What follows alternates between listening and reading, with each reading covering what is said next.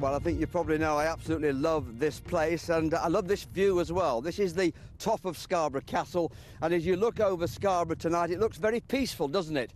It wasn't like that 100 years ago. Let me try and paint a picture for you. Around 8 o'clock in the morning, it was very foggy, and 3 German gunships managed to get themselves within sight of Scarborough, and it is said that up to 700 shells were unleashed. In fact, 3 churches were damaged, the Grand Hotel was hit, and also Gladstone Primary School as well as the castle. We'll bring all those stories together in the next few minutes for you, but first, the story of the day really starts with Phil Bodmer at the crack of dawn today.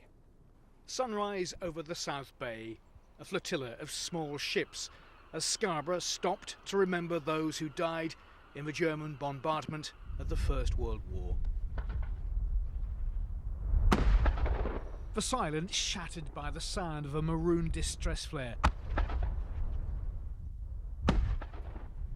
To mark the exact moment, 100 years ago, when the first shell landed. Bertha McIntyre, insurance agent, age 42. Emily Lois Merriweather, shopkeeper, age 30. 18 people perished that day. This morning, as their names were read out, Edith Crosby, a maroon was fired May, in their memory. age 39. Under cover of a December dawn, the still slumbering seaside town was brutally awoken by the thunderous boom of a powerful German battleship pounding the resort's twin bays. So it's important to remember, it's important to commemorate, but it's also important that we move on and we have that reconciliation. Panic drove people from their homes as the German guns unleashed their fire. It was the first attack on British soil since the start of the Great War. It would not be the last. This morning at a special service in St Mary's Church, German representatives were present. Very moving and quite different from the German tradition of commemoration, to reconciliate with our former enemies and to commemorate together and to make clear to the forthcoming generations what a terror war is. 18 white doves were released as a sign of peace and reconciliation. The attack brought the reality of war close to home. Now future generations can learn the lessons of the past. It's quite scary to learn about it because you never know what's going to happen, and how it all, you want to know how it started and everything. Could you imagine how those ships would have been firing shells onto this harbour? How do you think people would have felt then? Quite scared that it hit them.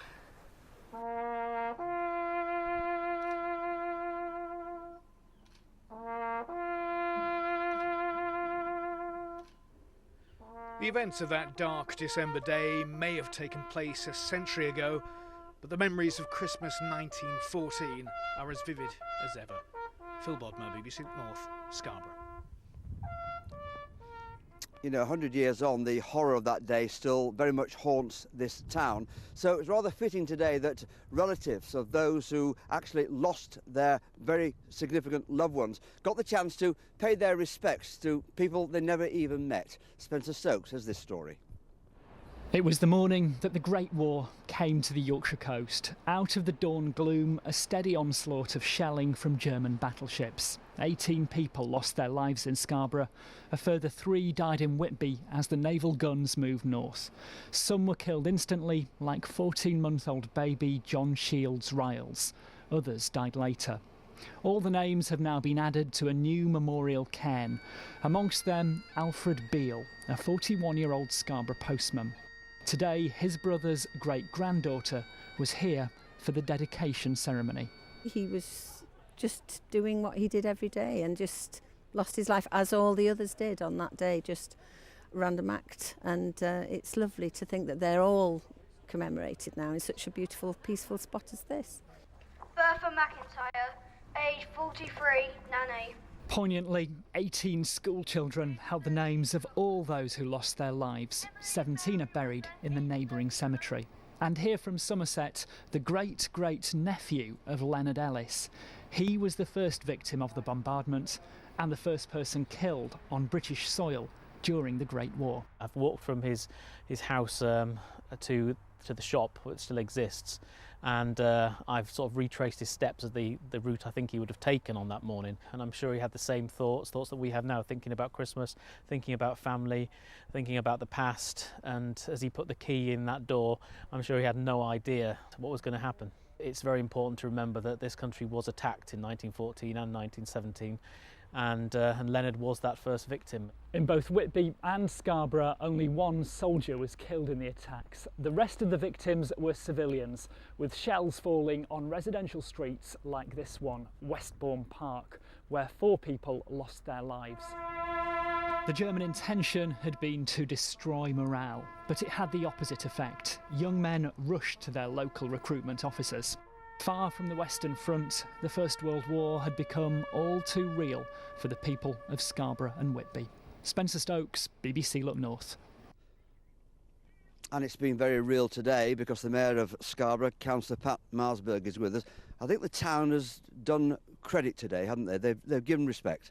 Yes, they have, and I think for the descendants it's been great, and as well as remembrance of the 100 years, I think it has also shown, both through the descendants being here and the other visitors, that there is reconciliation now between the two countries, and I think that's wonderful. I'm sorry, Pat, to interrupt there. It's something that will never be forgotten as well, isn't it? Because it's very much part of the fabric of this town, isn't it? Yes, it is. So, and it has proved that to everybody, and I think that showed it with the community that gathered this morning. You're well prepared. You've got gloves on. You know what the weather's like at the top of the castle here. Well done to you on that, Pat. Mark Vasey from the Scarborough Maritime Heritage Centre. Just paint a picture of what you think it might have been like on that day. I think, as the Lord Lieutenant said this morning, it was Scarborough's 9/11. That's the only thing you can think what happened in New York, the terror caused to people going about their daily tasks. It must have been awful. I mentioned there in the introduction that there were probably 700 shells unleashed. I suppose people thought this was an actual invasion. Absolutely. There was a troop of cavalry came over from Leeds the next day. They started parading up and down the beach. They put barbed wire and sandbags across the main thoroughfares. People really believed this was a prelude to invasion, and it spelt the end of the holiday season for Scarborough, that's for sure. I know you're very keen, though, to point out that this, although we lost 18 people here and 3 in Whitby as well, many more people lost their lives as well.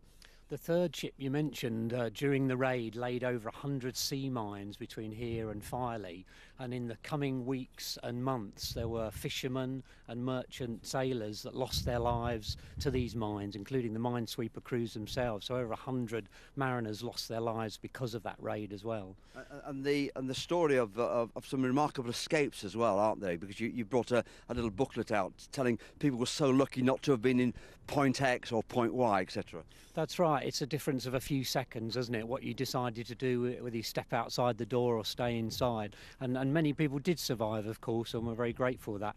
A lot of the population fled to the railway station to York and Leeds, but many came back as well. And was it a case of real panic at that point? You know, people were frightened, were they?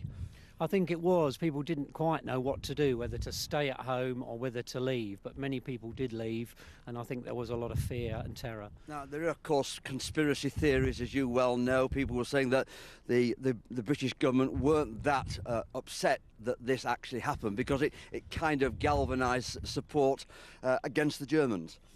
I'm not sure I would go with that. They certainly knew they were coming. They intercepted the radio signals. They knew that some German ships were on the way. They didn't know what they were going to do or where they were going to attack. And there was a naval fleet went out to intercept, but because of bad weather, they missed each other.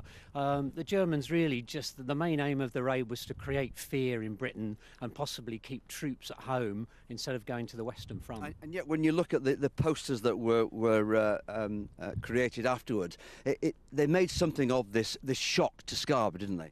Absolutely. Recruitment went through the roof in the January of 1915, and there are accounts of soldiers going up out of the trenches in the Somme, crying, "This is for Scarborough."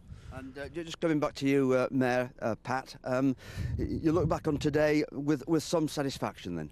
Yes, I think, well, as somebody said to me further on this afternoon when we went to the cemetery, would I take back a message to the council for a start off to say congratulations, because it had drawn the full communities together. So I thought that was very nice of the gentleman, whoever he was. And it's certainly very poignant as well when you look at where we are now. That sort of says it all, doesn't it? It does, yes. Okay. Yes, because World War I is very important to me.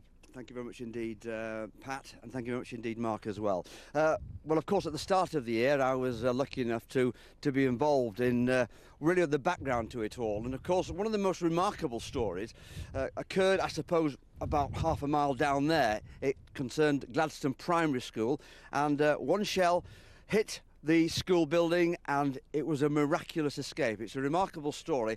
I'll let Michelle Lyons tell it to you. A poignant tribute by pupils from Gladstone Road Primary School in Scarborough. One by one, 18 children placed a poppy they'd made themselves on a commemorative bench outside the town hall. Each poppy representing a life lost during the bombardment of Scarborough 100 years ago today. A proud moment for staff and children at the school, which was badly damaged during the attack. It was very emotional, very poignant. You know, we were so honoured to be invited to join in the ceremony this morning. You know, the children made the poppies themselves, and it's been, you know, really, well, historic. Gladstone Road Primary School took a direct hit during the bombardment. The clock stopped at 8:25, the moment a shell shattered the glass roof of the school hall. Luckily, no one was in the hall at the time. 2 school children were rushed to the cellar by a quick-thinking caretaker. The incident was recorded in a school log by the head teacher, read here by former pupils Morgan Faulkner and Jack Tout.